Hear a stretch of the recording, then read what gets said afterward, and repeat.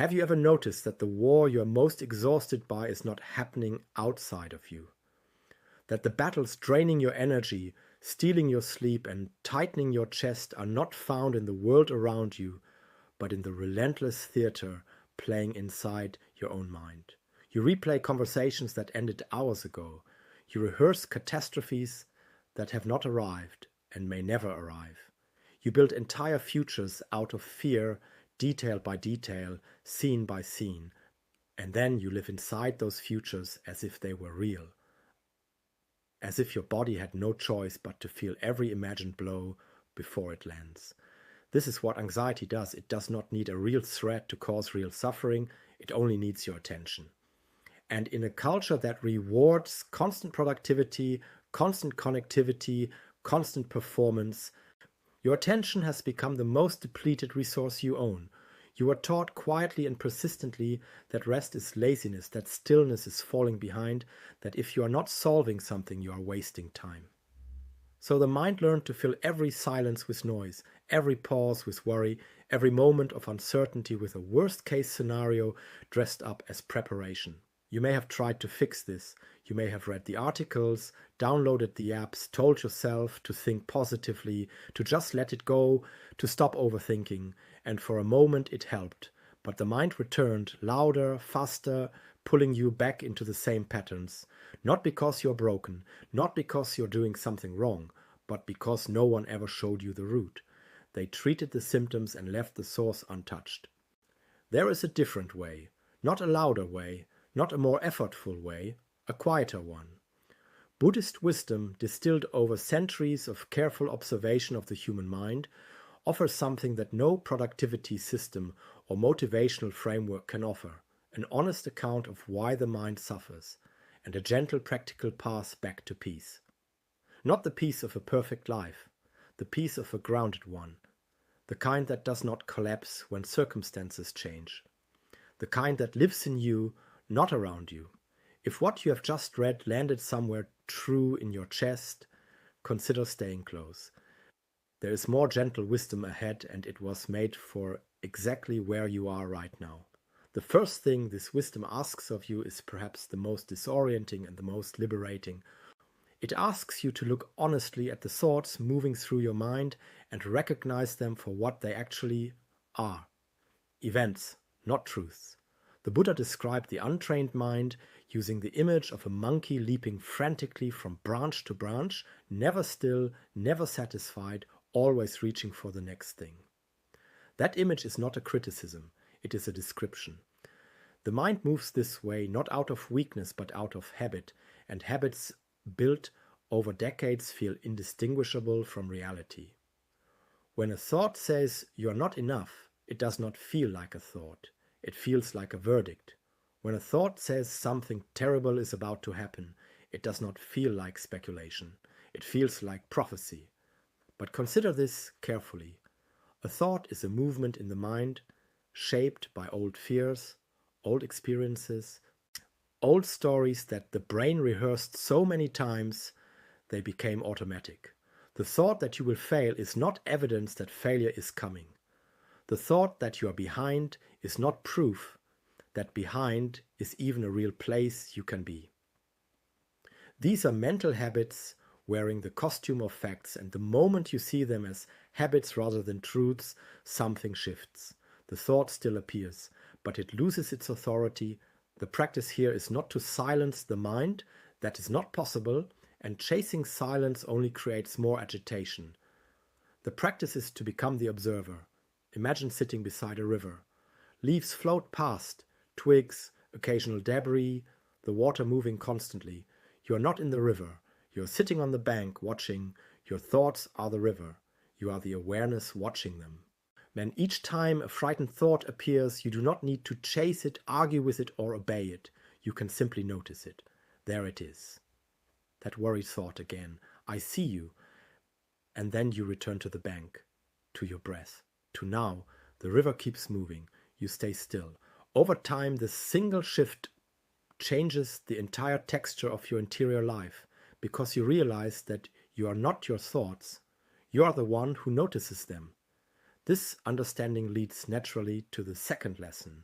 one that is both ancient and radically relevant in a world that profits from your anxiety about the future. The Buddha taught something straightforward and quietly revolutionary. The future does not exist. Not as a place, not as a reality, not as something you can visit in advance. What exists is only this moment, exactly as it is. So talks with all its ordinariness and all its hidden sufficiency. The anxiety you carry about what might happen next week or next year is not preparation. It is imagination mistaken for prediction, and the body cannot tell the difference. Your nervous system responds to a vividly imagined threat the same way it responds to a real one, which means you are suffering consequences of events that have not happened and may never happen. Notice what this costs you. Right now, in this moment, as you read these words, you're almost certainly safe. You are breathing. The floor is beneath you. Nothing is actively attacking you. And yet, the mind may be somewhere else entirely, building a mental film about a conversation you need to have, a bill that is due, a relationship that feels uncertain. The suffering is real, but its source is not here. Its source is a story about somewhere else. When the mind begins accelerating into that familiar spiral, there is one question that can call it home. Simply ask yourself, honestly and without performance, am I okay in this exact moment? Not tomorrow. Not in the version of events you're imagining right now. If you're breathing, if your heart is beating, if you're physically present and unharmed in this instant, then the answer is yes. And that yes, held even briefly, is enough to interrupt the spiral. You do not need to resolve everything. You only need to return to now. The present moment is the only place where peace has ever lived, in any culture, in any century, in any human life. There is a third lesson that lands differently depending on how tightly you have been gripping your sense of control.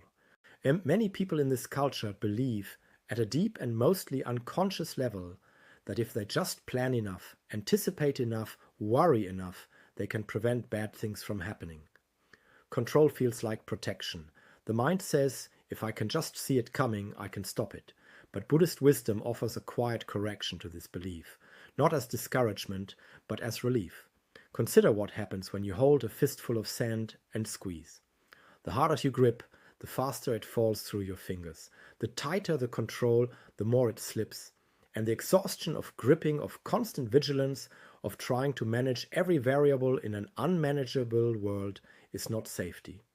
It is suffering disguised as preparation. What you can actually control is remarkably small and remarkably powerful. You can control your breath. You can control your response. You can control where you place your attention in the next 10 seconds. You cannot control how someone interprets your words, whether a plan unfolds as designed or what arrives uninvited in the coming weeks. But you can choose in this moment to breathe before reacting, to feel your feet on the floor before answering, to step out of the story and back into your body. This is not giving up. This is putting down what was never yours to carry in the first place. And the moment you set it down, even briefly, the body exhales. The shoulders drop, the jaw unclenches. Something that had been braced for impact finally rests. Focus your energy inward rather than outward. Not as withdrawal from life, but as an honest reckoning with where your actual power lives. Your inner world is the only territory you can genuinely tend. And a tended inner world changes everything around it. Not because the circumstances shift, but because you meet them differently. The fourth lesson asks something of you that may feel counterintuitive, especially if you have spent years trying to move past your most difficult experiences. It asks you to stop treating your hardest days as evidence that something is wrong with you, and to begin recognizing them as the architecture of everything resilient in you. Buddhist teaching describes this as transforming poison into medicine. The image is not gentle or pretty, because pain is not gentle or pretty. But the process is real.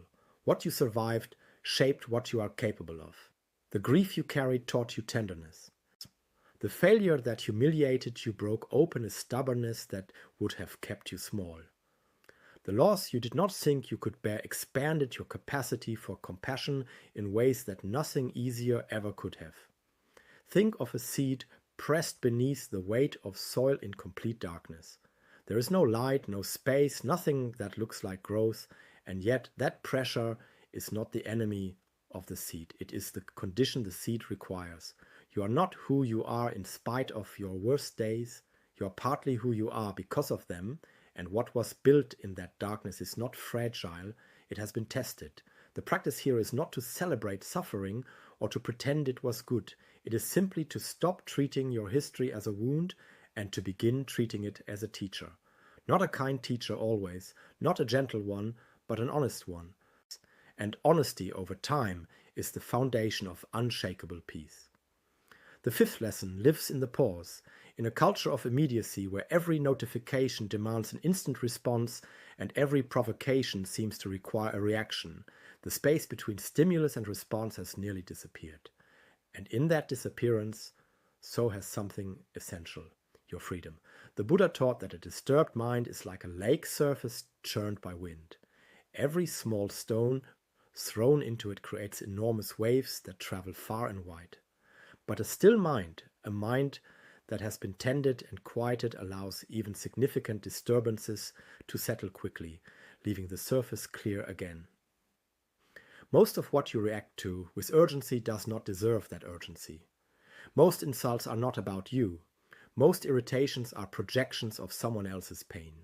And most things that feel like attacks are simply people carrying their own weight badly. But when your nervous system is already overloaded, already primed for threat, everything registers as an emergency. The honking horn, the dismissive email, the sharp word from someone you love. They hit like disasters because the threshold for calm has already been exhausted. The practice is simple but requires consistent intention. Before you respond to anything that triggers a reaction, pause. 1 breath. 2. Feel the ground beneath you. Let the initial wave of the feeling move through without immediately acting from it.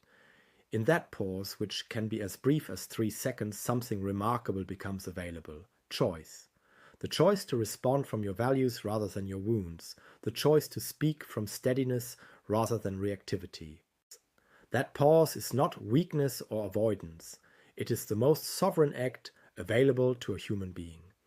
If these words are finding something in you that has been waiting to be found, stay close. The final 2 lessons carry something important, and they were made for the part of you that is tired of struggling alone.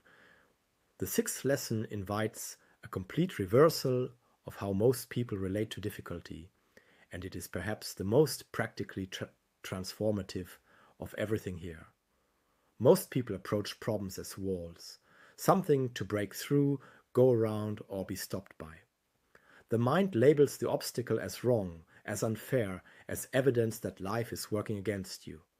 And from that position, every difficulty becomes heavier than it needs to be, because you are carrying not only the problem, but also the resistance to the problem.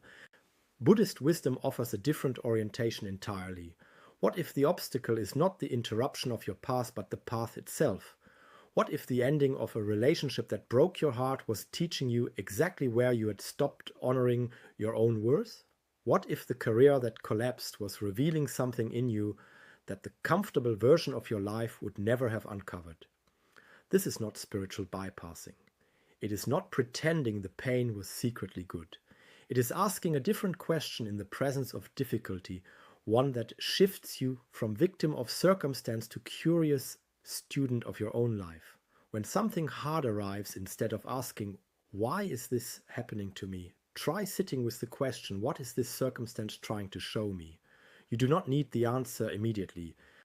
The question itself is enough. It orients the mind toward learning instead of fighting, toward openness instead of resistance.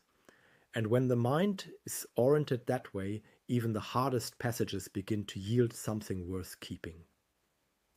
The 7th and final lesson brings everything together in a way that may challenge how you understand the word faith.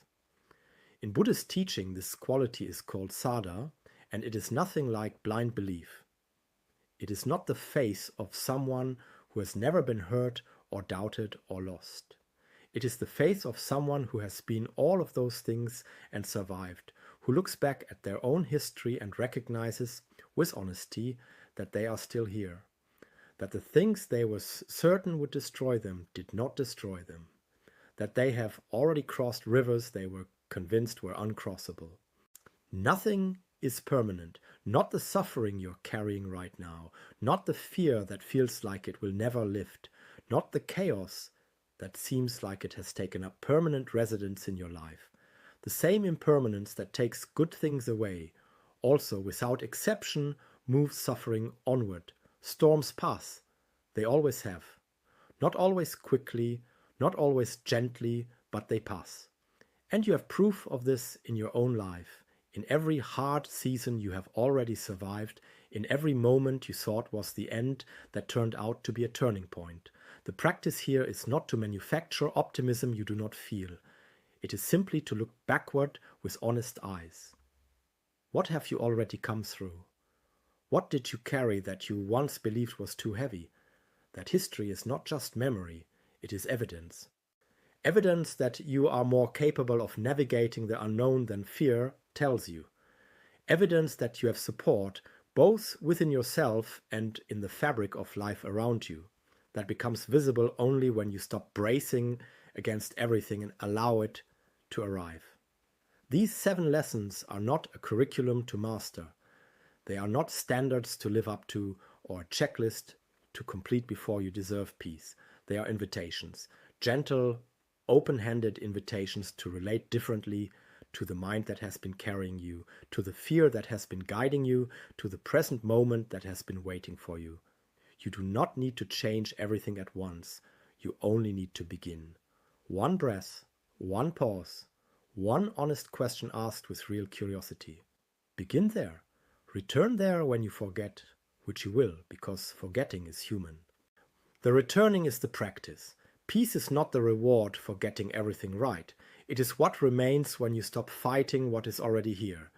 It is what you find when you sit down in the middle of your own life, exactly as it is, and allow it to be enough. Not because it is perfect, because it is real, because it is yours, and because right here, in this ordinary moment, you are breathing, you are aware, and that awareness itself is already freedom.